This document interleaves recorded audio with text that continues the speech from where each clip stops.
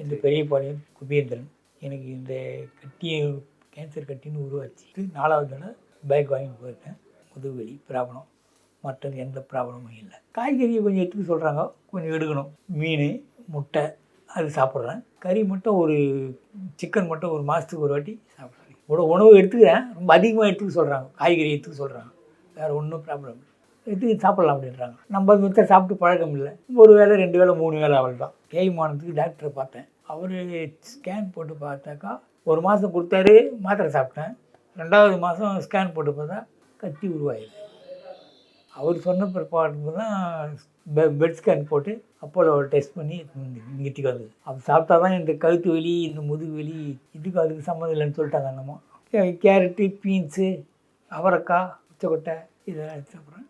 கடலை, முட்டை, மீன் இதெல்லாம் சாப்பிட்றேன். அது கம்மியாக சாப்பிட்றேன், கொஞ்சம் அதிகமாக சாப்பிட சொல்கிறாங்க. சாப்பாட்டை விட காய்கறி அதிகமாக சாப்பிடு.